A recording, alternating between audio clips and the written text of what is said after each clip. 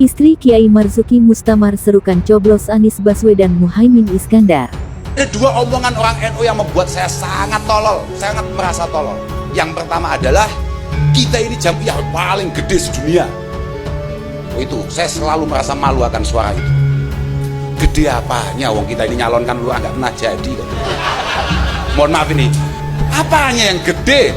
Semua orang bisa mainin kita. Gede dari mana? Yang kedua adalah, kan ada slogan itu orang NU.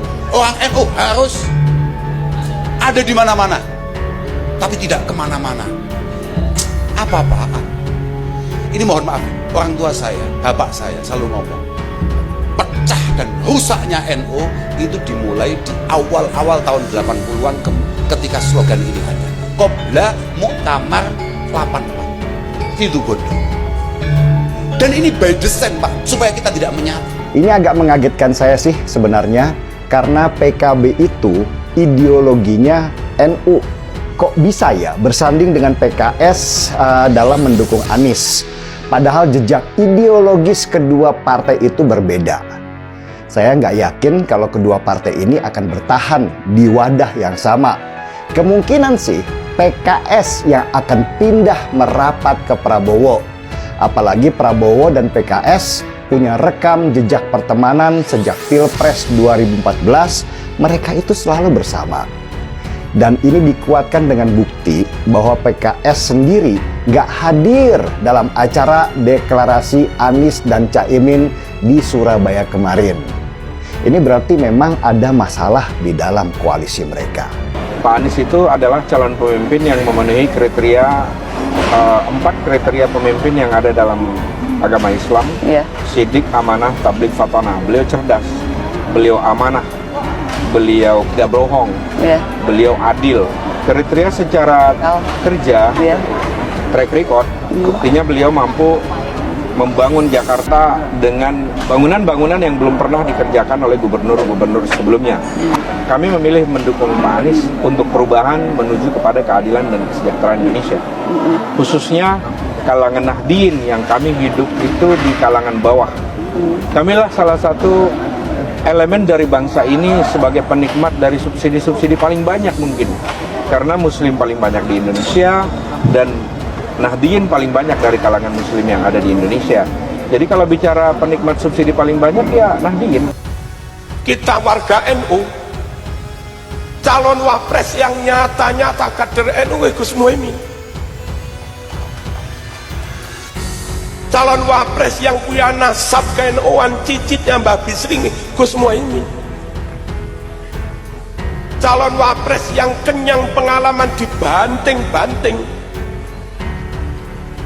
dingkuk-ngkuk, ditempa, diduduk-duduk, dan tetap eksis, terbukti tahan bantingan Gus Muhaimin.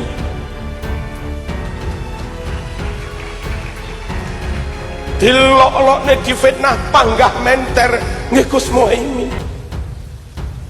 Maka bagi warga NU nggak ada pilihan lain kecuali harus mengusung Gus Muhaimin. Karena saya banyak ditanya orang, Pak Suran milih yang mana nanti? Ya kalau nanti tanggal 19 disahkan, ya insya Allah saya tidak nyuruh saudara, cuman saya ngasih tahu saya.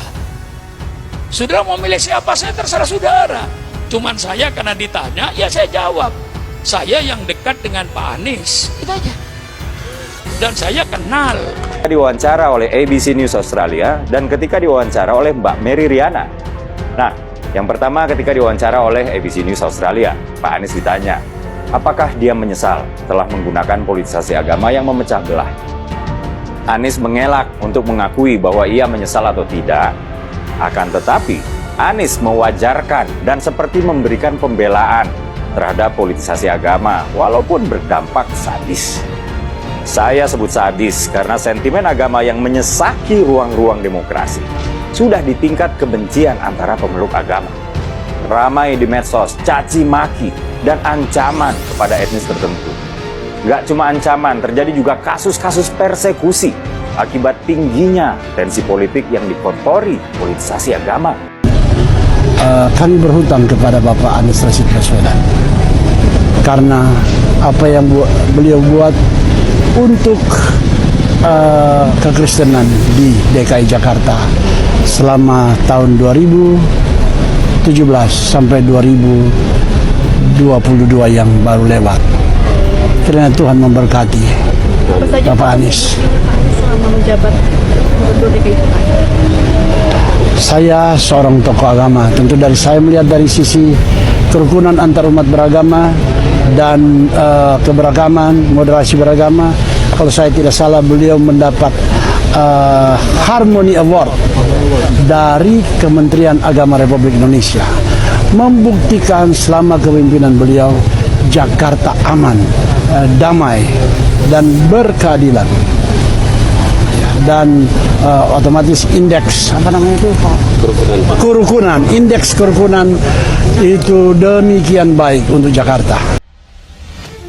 Anggota Dewan Penasihat Timnas Amin Nyai Saidah Marzuki menyerukan agar warga Nahdliyin membulatkan dukungannya pada Anies Baswedan Muhaimin Iskandar. Amin.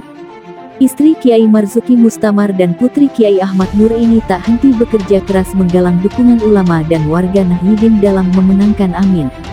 Nyai Saidah menegaskan, Anies Baswedan dan Gus Muhaimin adalah pasangan calon presiden dan calon wakil presiden yang paling layak didukung para Nahdliyin dan santri di Indonesia. Warga Nahdliyin dan santri di Indonesia, mari kita sama-sama mendukung Amin untuk membawa perubahan bagi Indonesia.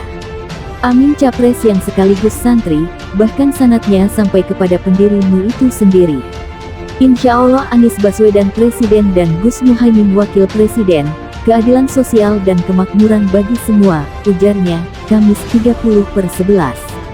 Nyai Saidah mengharapkan warga Nahdliyin memilih Amin yang lancar mengaji Al-Quran dan ritual ibadah lainnya.